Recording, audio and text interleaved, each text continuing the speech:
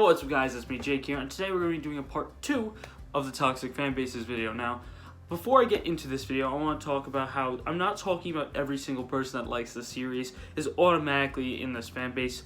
Yes, technically they're in the fanbase, but they aren't on the vocal minority of toxic people, because the majority of people aren't really toxic that watch these animes and are fans of it, but it's the minority of toxic people that are. So I just want to let that be known before I actually got into this video. Just because I'm roasting a series that you like doesn't mean I'm roasting the anime, but more the vocal minority that is behind it that's pushing these things that are very toxic. So I just want to let that be known. But if you like this video, go down there and hit that like and subscribe button.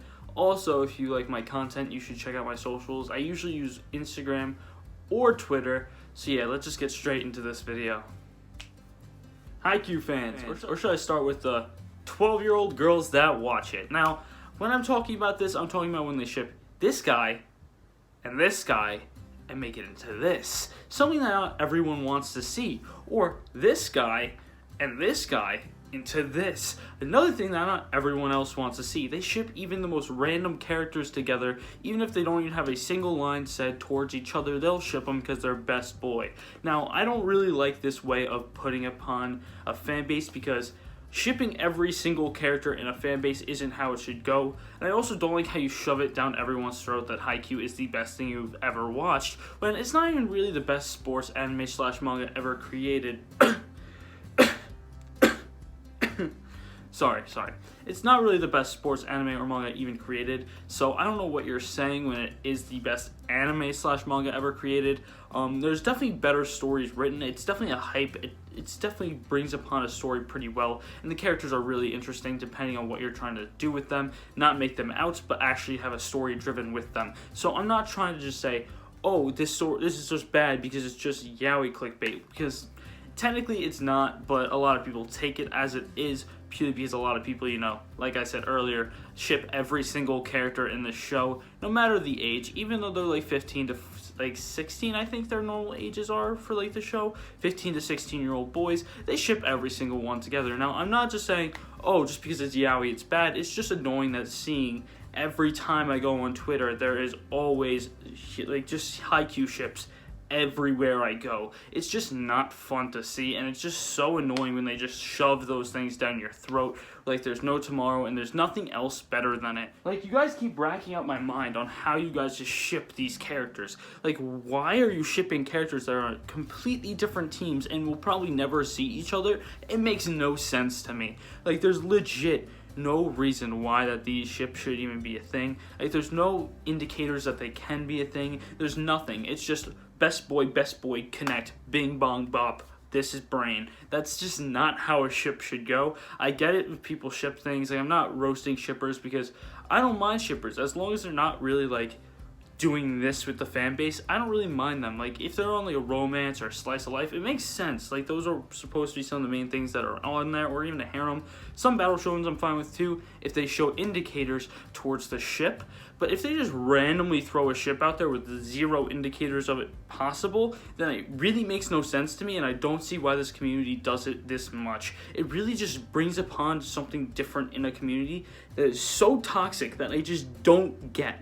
Why is everyone in this story just needed to be together? Like, it's not even just like two people, just, oh, they need to be together. Just imagine every single person's each other's boyfriend. That's how I think these Haikyuu fans see this show. It's not even like it's just, oh, maybe one guy and another guy. It's literally the whole entire cast. It just should be together. Like, the whole cast is boyfriends.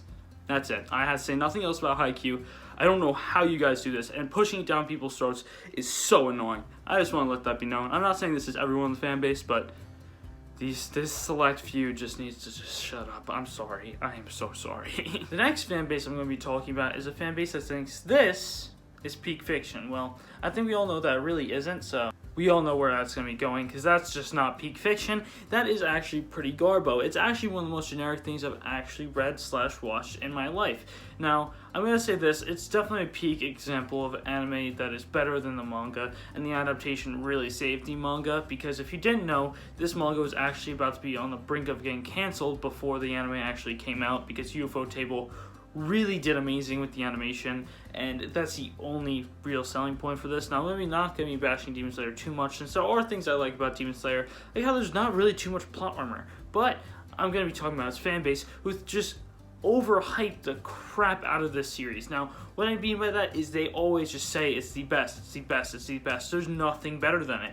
But in all reality, there are many things better than it, and it's not really the best written story. Yes, it's an enjoyable story, but if you really look into the scale of things, the characters aren't interesting by themselves, but around them, when they're connected together, the characters are really interesting as a group, and not as a singular character by themselves. Like, if you take Tanjiro by himself, he's just nowhere near as interesting as when he's with Zenitsu and Inosuke and Nezuko. It's just not the same thing.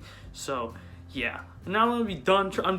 I bash Demon Slayer a lot, and I'm just not trying to bash Demon Slayer, but the fan base behind it is very toxic because they just shove it down your throat as it's the best thing that's ever made, and that's really, really annoying. It's just hearing how it's the best thing, nothing can ever beat Demon Slayer, because it's the best thing ever made. Nothing in the world is better than it. Like, that's so annoying. I get it. It definitely does have some of the best animation out there right now, because UFO Table, as an animating studio, is just so good, but like, when you really, really look at it, it's not really amazing by itself. It's just the animation that really carries the story, and seeing how people shove a story like this down people's throats saying it's a masterpiece and the story is amazing really doesn't make sense to me, because the story is very generic, and it just follows like Tanjiro as he's trying to basically cure his sister. It's really generic, like very generic. So I'm just gonna say, everyone that shoves Demon Slayers down everyone's throat, because I know half the people in here are probably those kinds of people that are just like, just watch Demon Slayer. Oh, you haven't watched Demon Slayer? You're not a real weeb, and stuff like that. It's just gatekeeping, and the Demon Slayer fans are very much of those gatekeepers, I will also say, because if you don't watch Demon Slayer and you haven't read it yet or watched it yet, they will be those people that, like, you're not a real weeb until you watch it. You're not a real weeb until you read it. Like, that's really annoying to hear. Now, I don't really care if people consider me a weeb or not, because I think I am myself, and it's really just a self-proclaimed thing for people, so I don't think that other people should be able to say that, because I feel like that's super toxic. So I'm just going to say this, Demon Slayer fans, just stop trying to hop on this thing's, massive horse. Sorry about that. Just stop trying to bandwagon on this series saying it's the best thing ever. You don't have to, and you don't have to gatekeep this series, because it really isn't worth it. It's not really that amazing. Now, I'm just gonna get into the next series. I'm done with bashing Demon Slayer, and the fan base, just shut up. I'm sorry. Fate fans, I've been wanting to roast you guys for a little bit now, not too long, but ever since I made this series, I want to make you guys into one of these. I don't want to go too hard, though, because you guys are basically the same kind of people that are Demon Slayer fans, but a little bit different, where I think the story in Fate is actually really good from what I've watched. So I'm just not going to be roasting you guys for saying the story is amazing and it's a masterpiece, even though I think everyone that isn't a fan of it will say it's generic, because I think Fate really does well with the story, so I'm not going to say anything. But it's really hard to get into Fate, and having you guys just shove it down people's throats like it's a no tomorrow is really hard to do, mostly because it's one of those series that I feel like it's hard to recommend purely because of the order. It's one of those like Monogatari kind of situations where the order is very confusing, so you shouldn't just throw it down someone's throat.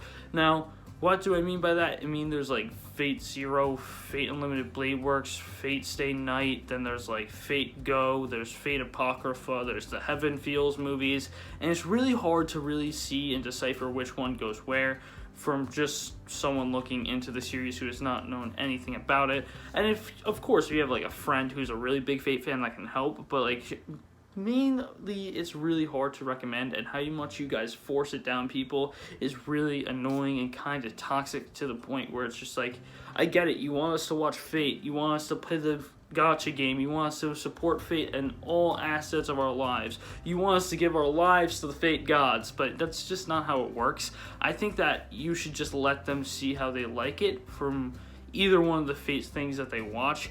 And if they like it, you should just let it go and like let them watch it. But if they don't like it, you should just, okay, back off. But no, even if they say they don't like it, then you're like, watch Unlimited Blade Works, that's the better one. Watch Zero, that's the better one. Like, if they say one's bad, then they'll ask the guy to watch a different one and see if he enjoys it, when that's really just a waste of time, because if they don't enjoy one of them, I feel like they're not going to enjoy the whole series as a whole.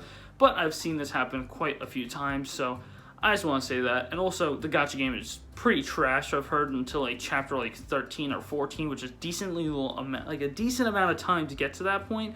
So I feel like if it takes that long to get good for the gacha game, or if it takes like this much to get into it, I don't think you should just easily recommend it and just say it's the best thing ever and just force it down people. So I'm not saying it's terrible, but it's just really annoying and toxic to the point where it just has to be here. So yeah, that's it for this video. So if you did like this video, please go down there and hit that like and subscribe button.